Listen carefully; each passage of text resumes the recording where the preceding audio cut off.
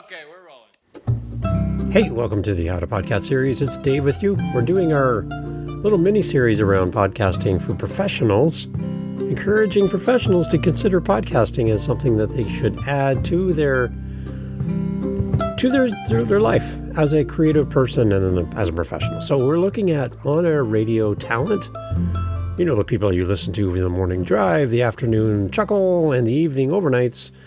Hey, podcasting might be a great thing for you to consider doing, even as a hobby on the side while you're on the air doing radio. Now, again, you might need permission from your station and your station manager to do this, but I think that even though you talk for a living, talking for fun and creating your own podcast might have a great safety net for you going forward. So yeah, something to consider for you on-air radio hosts. You know, you guys, you talk a lot, but we need you in podcasting. So this is for you. I gotta say, I'm a little jealous of the on-air talent in radio because you have so much at your disposal that other people don't have. You have the training, you've been to university and college, you've gone, you've done, invested, you've been on the mic, you do commercials, you're on the air live, you know how to hit your marks, you know how to deal with all the tech. You have skill sets beyond skill sets, and you know how to talk on a microphone. You know how to connect with people. You get a lot of training when you're on air like you are that podcasters don't get. We try to do some of that here on the show, but there's really not a podcasting course widely accepted everywhere that teaches you podcasting the way you can go to radio school. So you have an advantage over us who are starting without your training and background. The one thing that I know from my radio friends is a lot of radio hosts, on-air personalities, they create in a very unstable environment. It's not like a firm foundation. Your station can change at any time. A new format, a new ownership, radio stations come and go. I know here in Niagara where I am, stations change their identity often, and sometimes these on-air personalities that we love to listen to are packaged up and they're on their way out the door. And it's sad because as listeners, we connect with you on the radio. So what can you do beyond your current role on air for the station that you serve and the community that you serve to give yourself a little bit of a social safety net? I think it's podcasting. I think that a podcast is a great way for you to build up your audience, stay active on the mic, and if, for any reason whatsoever, you're facing a big change as far as where you are, your role, your status within that station, you have something that's been going in the background, and that's your podcast. So I'm suggesting to all my radio friends out there that a podcast, even if it's a hobby show that you do just for fun, unrelated to everything else that you do, you just do something for fun and you build an audience around you. And you can be anonymous. You can do this under a different name, like a lot of radio people do. They show up as a different personality and personnel altogether.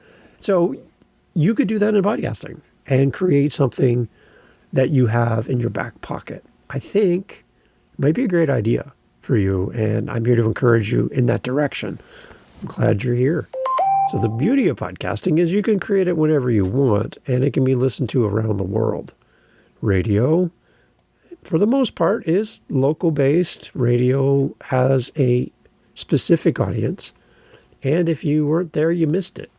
Unless it's replayed as a podcast or replayed later on in the day, you're not going to hear it all, and you're going to miss a lot. And as an on-air talent, as a radio person, you're sharing the airwaves with music and news and weather and all that stuff. We only get a little bit of you in a podcast. You can be all of it. So you're not sharing the spotlight with all of the other things. You don't even need to have commercials. You can just do your show and you could be everything. So I think it just gives you an opportunity to see a different side of you where you're not having air checks. You're not sitting in a room with your boss listening back to whatever you've recorded and them frowning at you for how you misworded something or a little stumble in your presentation. Yeah, you can create a podcast and do whatever you want. You don't have anybody looking over your shoulder. So I think that on-air radio talents, already, you on the mic, you command the mic better than anyone. But podcasting lets you reclaim your voice from a rigid station schedule, and you can own your content fully as an independent creator, and you don't need permission to create the content that you want to create.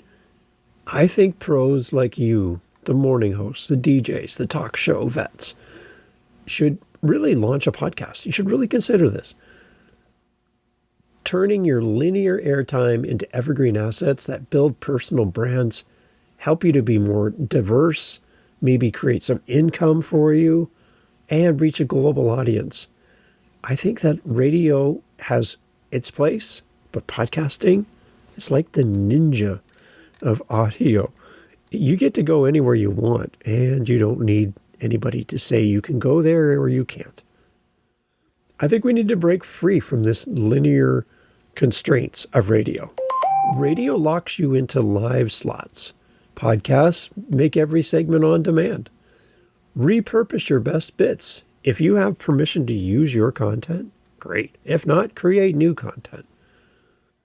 A viral morning rant becomes a 20-minute deep dive episode that community members and listeners will listen to later and binge. No more missed it live regrets for your audience. Listeners from outside your signal can catch your full energy anytime, whether it's capturing the content from your on-air radio show or creating brand new content unrelated to your day job, your night job, on air. You have the opportunity to build community around you. Instead of building community around the station, instead of creating community around your FM 95.3, you can create identity around you. And I think as a listener of radio, when I find somebody I really relate to on air, I make time for them. Now, I can't be there the entire shift when they're on the air because I have other things to do, but I will make it a priority. People love you. People love what you do. They love your voice. And again, you have an advantage over a lot of podcasters, so lean into that. I think another part of this is that I love for you in radio is that you get to own and monetize your own intellectual property. It's yours. It's your own IP. Your radio station owns the on-air content. Podcasts put you in control. Maybe you can record a behind-the-mic solo episode where you unpack your hot takes, or maybe guest chats with industry leaders or insiders, maybe other radio personalities. Wouldn't that be interesting to have two radio people talking about the radio industry? Interesting. Maybe you got radio hacks for night owls, or you can sell merch and snag direct sponsors like audio gear brands who love your street cred, or gate extras behind a Patreon wall so people pay for content. Your voice becomes a revenue stream, not just a shift filler on air. So maybe you just take control of your own content and make money. For on-air radio personalities, I think you can deepen your fans' loyalty by showing up on the mic as a podcaster. Radio builds your station loyalty. Podcasts forge personal superfans. Dive deeper. Turn a 5-minute segment into an hour-long story, sharing your prep rituals, your career fails, or listener Q&A. Use your own delivery, the ability that you have as warm intros, killer segues, and create an intimacy that radio just can't match. Fans evolve from tune in to subscribe and share. My favorite host. There's a low barrier to entry to launch in podcasting compared to what it takes to do in radio, and your skills transfer. Your radio chops, how you do your timing, your ad libs, your audience reads, commercials, translate instantly into podcasting. You really don't have a learning curve compared to a podcaster without your experience. So start using a simple USB mic, maybe Audacity, which is a free editing tool. Grab an RSS feed through Buzzsprout, Captivate. Spotify for Creators is free. And then create some episodes and just get on the mic and do something for fun. Do something that you're not allowed to do on the radio. And create. Because you don't have to respond or be responsible to your station manager. You can do whatever you want. Again, within the permissions of what you're allowed to do outside of work. I just think podcasts make sense for a radio person. Like, again, you're so far ahead of most podcasters with what you know. And I just don't know why more radio people aren't embracing podcasting. Podcasting isn't a threat to radio. I think that radio people need to leverage podcasting in addition to the amazing things you do on air. So consider it. I love an ongoing podcast where I get to hear from my podcast host every week, every second week, ongoing into the future. That's great. But for you, maybe that doesn't work. With how busy you are and all the things going on in life, you can't commit to an ongoing podcast. Then do a short run at podcast. Maybe just 5-10 episodes. Create it, put it out there, becomes your virtual calling card, a resume builder, allows people to hear you elsewhere. It could turn into voice acting work. It could turn into a bunch of different things, audiobooks, a lot of different things could come your way simply by having your podcast out there on whatever topic you want to. You could be a radio host on air and then have a beekeeping podcast. Why not? Talk about beekeeping because you love honey. I don't know. Create something for fun. Just like do a sports podcast about your favorite team. Talk about your favorite nerddom. If you're into comic books or whatever, just create something and put it out there and let people fall in love with you off air when they listen on a podcast. So radio people, men, women, hey, you have a great skill set. Don't leave it at the station. Bring it home with you. Create a podcast. Put it out there and see how this can work for you as a safety net. So no matter what happens at work, you have something happening in the background. I think it's a smart idea. If you need help, you're not going to need a lot of help from me because you know more than I do as far as being on the mic. But if you just need some help with the tech side and getting this all set up, happy to help. Happy to encourage you. I love meeting radio people. So reach out to me. I'd love to connect with you. I do have a recommendation for you as well. Another podcaster who podcasts about podcasting, who also helps people start podcasts. Her name is Mary Chan. She's here in Canada, and she's out on the West Coast. She has the Podcaster's Guide to a Visible Voice. She's from radio. She understands radio. So if you want somebody with your background and your training, you might even know Mary, reach out to her. I'll put a link in the show notes. But the podcast is the Podcaster's Guide to a Visible Voice. She's just an amazing human being. Highly recommend her show. And if you're radio friendly and you really want that radio expert in your corner, I can't do that for you. I would love to, but I've never been on the radio. Mary might be your person. So I'll put a link for you to go check her show out as well. Do come back, though, because I would love to have you back. But go check out Mary's show, The Podcaster's Guide to a Visible Voice. You will love her. Link in the show notes. So check out our other episodes around podcasting for professionals. We have a playlist on YouTube where we've grouped all the episodes together. There'll be more coming in the future, whether you're a plumber, whether you are a doctor, a dentist, an author, whatever you're doing, you could have a podcast and it could open some great doors for you. Go check out the playlist online, and as well, look for other episodes before this one where you could see other content around taking your professional voice and use it in podcasting. Thanks for being here. Hey, thanks for being part of the podcast. Thanks for listening to our Podcasting for Professionals little mini series that we're doing. Love doing this. Love spending time with you. Again, if you need any help at all, and you're thinking, I have questions. I don't even know for sure if I want to start a podcast, but I just have questions. Let me know. if you're if you're a guest, you want to be a guest on podcasts, and you're like, I don't know how to do this. I don't have a PR agent. I don't have anybody helping me. I'm an author. I'm a professional. I have a team, but they don't know either. How do I get on shows? If you just want to have a conversation, love to help you. It's always there. howtopodcast.ca is my calendar invite. It lives there all the time.